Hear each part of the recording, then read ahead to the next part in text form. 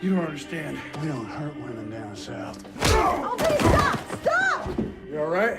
No, please stop! Next time, why don't you wrestle a man-gator?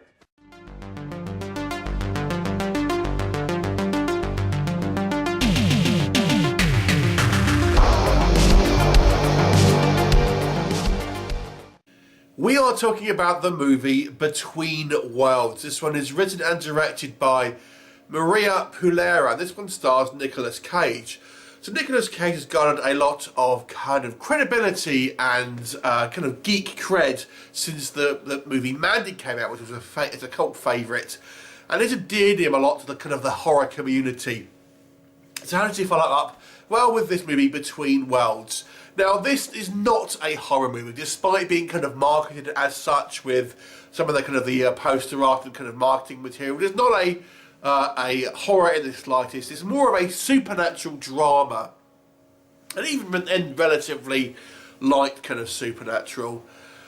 So this one, unlike a lot of these kind of straight to DVD and VOD kind of movies, does actually have our main character, Nicolas Cage, in the main role. I mean, he's not just in it for a couple of minutes like you'll see, you know, with Sylvester Stallone in movies like Backtrace and things like this, where he kind of like, you know, you have, the main kind of star kind of pop up just for ultimately an extended cameo, you know, things like Killing Gunther, things like that. So he is actually the kind of the main character here. So that's one plus thing. So what's the story? Well, Nicolas Cage plays a character called Joe, who is kind of a depressed trucker, who's really kind of living at the bottom of the barrel. He's in debt, you know, he's kind of bad hygiene, all of this sort of thing.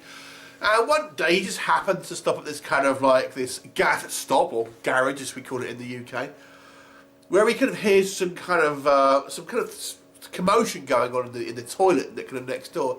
And he goes in there to discover a big guy choking this woman.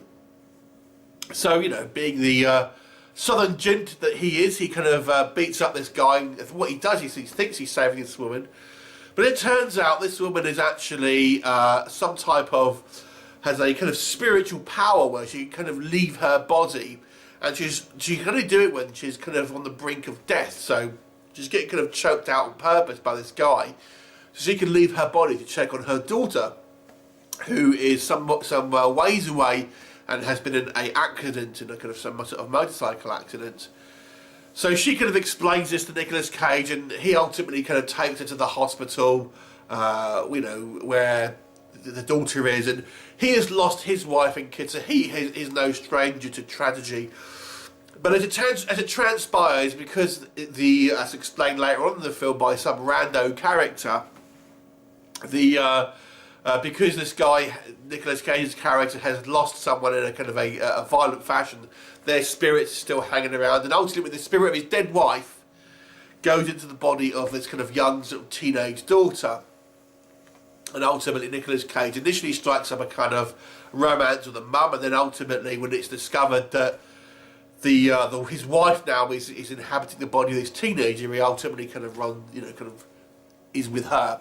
So that's kind of how the movie is, you know, this is the kind of basic premise here.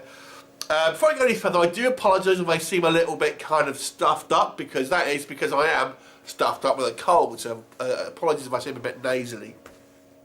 Anyway, so let's talk Between Worlds. What do we think of Between Worlds? So I will say this movie starts out fairly strong with a quite unique premise, and I actually thought the beginning of the movie was actually shot very well, and was a good pace, and I really like the acting here of the mother. I thought she did actually a very good job of making a kind of a very down to earth and kind of likeable, believable character. Nicolas Cage seemed like he's off his tits the whole movie. He's like he's kind of permanently drunk, and that's obviously part of the character design, but it's just kind of, you know, it's just all there is really with that particular character. But nonetheless, I actually found the concept of this movie quite intriguing, because you think, okay, where's it going to go? You know, where will this end up? Because we kind of led to believe that the sort of spirit of the daughter is essentially gone. You know, so what's going to, you know, it's difficult to kind of think. I'm not quite sure where the status quo will be in this movie. So the first half of the movie, like I've said, we have this kind of realisation that the daughter is possessed ultimately. And I was quite intrigued up until that point. However, there comes a turn in the movie where ultimately Nicolas Cage starts to have sex with the daughter. And this to me is where the movie takes a downturn for me, because it really kind of starts kind of dipping in believability, and kind of the plot just seems to go in a kind of a somewhat illogical fashion. This may be not a problem for some, but I don't know. There's quite a lot of sex in this movie, and so Nicolas Cage would probably have enjoyed making this film. Ultimately, he has sex scenes with 3 different women: his original wife, the mother, and then the daughter. And they're kind of all quite long extended sequences, and it's kind of the most unsexy sex scenes you've ever seen. So I'm assuming, you know, I'd say it's probably fairly realistic to a certain degree, because it's not all like it is in the movies, let's be honest. But I don't know, it just to me, it started to lose focus about where it was going, and things just aren't very kind of, they seem very vague. I mean, we are kind of led to believe that this, the Mary, who is the guy's wife, Nicolas Cage's wife, has possessed ultimately the body of this teenage girl.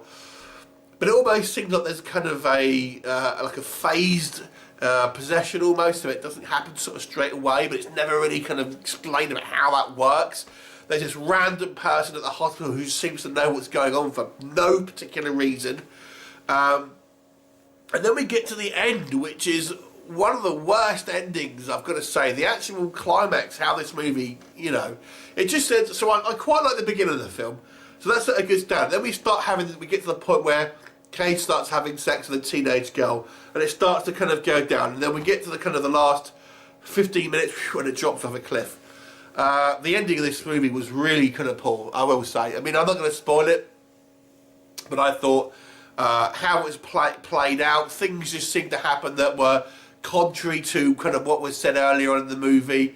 And then there's a kind of a reveal about Nicolas Cage's wife, which I just thought was, you know what, that came out of nowhere, and that was purely done to send a character's likability, so to speak, to it in a certain way.